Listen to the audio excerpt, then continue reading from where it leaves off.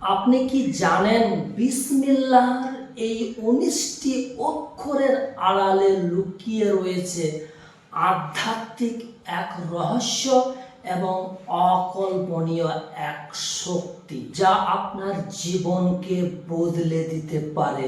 এই বিসমিল্লাহকে কেন বলা হয়, পুরো কোরআনের সারমর্ম, লুকিয়ে আছে কি এমন রহস্য এই বিসমিল্লাহর মধ্যে, আর কেনই বা বুজুর্গানের দিন, উলামায়ে কেরাম, আউলিয়ায়ে কেরাম এই বিসমিল্লাহকে প্রয়োগ করে অসম্ভবকে সম্ভব করে তুলতেন।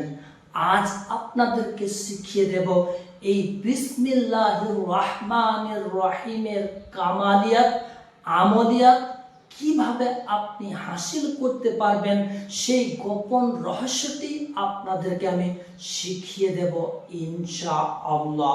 মনে রাখবেন, এই বিসমিল্লাহ পড়ে খাবার খেতে শুরু করলে সেই খাবারে আর শয়তান, জিন এরা অংশগ্রহণ করতে পারে না।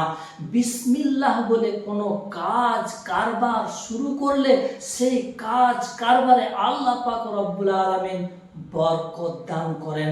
বিসমিল্লাহ বলে কাপড় রাখলে সেই কাপড় দিয়ে আর জাদু হয় না। বিসমিল্লাহ পড়ে ঘুমালে সেই বিছানাতে শয়তান আর ঘুমাতে পারে না। এই বিসমিল্লাহর আমলটি যদি আপনি শিখে নিতে পারেন, আপনিও অসম্ভবকে সম্ভব করে তুলতে পারবেন। চলুন শিখিয়ে দিচ্ছি সেই বিসমিল্লাহির রহমানির রহিমের আমলটি কিভাবে করবেন এবং এটিকে আপনি প্রয়োগ কোন জায়গাতে করবেন। তার আগে এই বিসমিল্লাহ সম্পর্কে একটা ঘটনা না বলে দিলে ব্যাপারটি আপনারা ক্লিয়ার ভাবে বুঝতে পারবেন না। রোমের বাদশাহ হেরাক্লিয়াস, তার মাথাতে দারুণ যন্ত্রণা, কোনো ক্রমেই তিনি সুস্থতায় ফিরতে পারছেন না। ডাক্তার, হাকিম, বৈদ্য, কবিরাজ অনেক দেখানোর পরেও কোনো মতেই হেরাক্লিয়াস আরোগ্য লাভ করতে পারছেন না।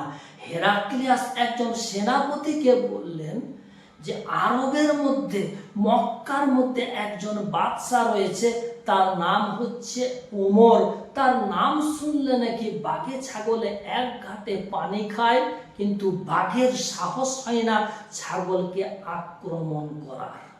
তুমি এক কাজ করো, সেই ওমরের কাছে যাও আর আমার মাথার যন্ত্রণার কথা ব্যক্ত করো, আর সেই বাদশাহ কিছু যদি দেয়, কোনো কিছু ঔষধ দেয়, সেটি আমার কাছে তুমি নিয়ে আসবে। রোমের বাদশাহ হেরাক্লিয়াসের সেই সেনাপতিটা চলে গেল মক্কা নগরীতে, আর সেখানে গিয়ে ওমরের সঙ্গে সাক্ষাৎ করে ব্যক্ত করলেন রোমের বাদশাহ হেরাক্লিয়াসের মাথা যন্ত্রণার ঘটনাটি। হযরত ওমর রাদিয়াল্লাহু তাআলা আনহু সেই সেনাপতিকে একটা টুপি দান করলেন।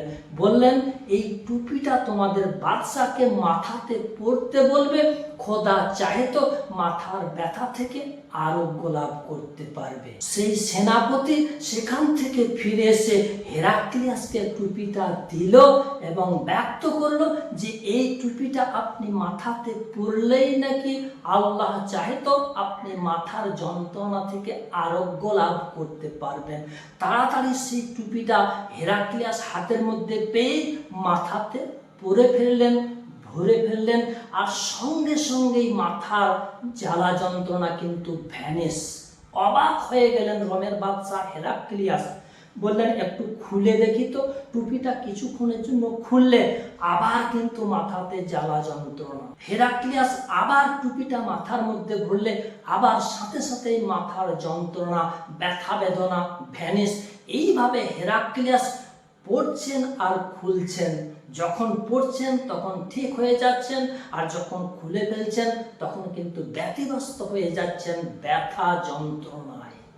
এবার রোমের বাদশাহ হেরাক্লিয়াসের মনে একটা কৌতূহলের সৃষ্টি হলো যে এই টুপির ভিতরে কি আছে সেটা আমি না দেখে ক্ষান্ত হব না, শান্ত হব না। রোমের বাদশাহ হেরাক্লিয়াস টুপিটিকে খুলতে আরম্ভ করলেন, আর টুপির মধ্যখানে এক টুকরো কাগজের মধ্যে লেখা রয়েছে বিসমিল্লাহির রহমানির রহিম। এই ঘটনাটি আপনারা বিভিন্ন তাফসীরের মধ্যে বিসমিল্লাহির অধ্যায়ের মধ্যে এই ঘটনাটি আপনারা পেয়ে যাবেন। এবার আসি আপনি এই বিসমিল্লাহর আমলটিকে কিভাবে করবেন, আর এই বিসমিল্লাহকে প্রয়োগ করে কিভাবে আপনি অসম্ভবকে সম্ভব করে তুলবেন।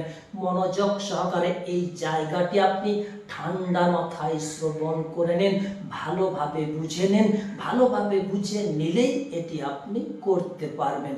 প্রত্যেক দিন এশার নামাজের পরে ওই জায়নামাজে বসে বসেই আপনি 19 বার পাঠ করুন, বিসমিল্লাহির রহমানির রহিম, বিসমিল্লাহির রহমানির রহিম।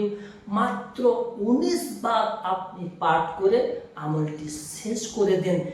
একটানা আপনি এই আমলটি 19টা দিন বিরতিহীনভাবে আপনি চালিয়ে যান। যখন আপনার 19টা দিন পূর্ণ হয়ে যাবে, তখন আপনি এই আমলটির কিন্তু আপনি আমিল হয়ে গেলেন। এবার হলো আসল খেলা শুরু। এই বিসমিল্লাহটাকে দিয়ে আপনি কিভাবে কোন কাজ করবেন ভালোভাবে তা বুঝে নিন। এতক্ষণে ডিসপ্লের মধ্যে আপনারা বিসমিল্লাহর একটা তাবিজ দেখতে পেয়ে গেছেন। বা লেখা রয়েছে 19 বার, সিন লেখা রয়েছে 19 বার, মিম লেখা রয়েছে 19 বার এবং মধ্যখানে লেখা রয়েছে আল্লাহ। হুবহুব আপনারা এইভাবেই লিখবেন। লেখার পরে জিনগ্রস্ত জাদুগ্রস্ত রোগীদেরকে এটি আপনি ব্যবহার করতে দেবেন। তেলে পানিতে ফু দিয়ে সেটিও আপনি ব্যবহার করতে দেবেন এবং ছোট্ট আর এক টুকরো কাগজে লিখে পানিতে ডুবিয়ে ওই পানিটা দিয়ে রোগীকে আপনি গোসল করতে বলবেন। এমনকি এই তাবিজটি যে ঘরে জিনেদের তাণ্ডব ঘটে সেই ঘরে যদি আপনি উঁচু একটা জায়গায় চিটিয়ে দেন, তাহলে সেই ঘর থেকে কিন্তু জিন ভূত দেবদত্ত এরা লেজ তুলে পালিয়ে যাবে ইনশাআল্লাহ। জিনগ্রস্ত জাদুগ্রস্ত রোগীরা এই তাবিজেই ঠিক হয়ে যাবে।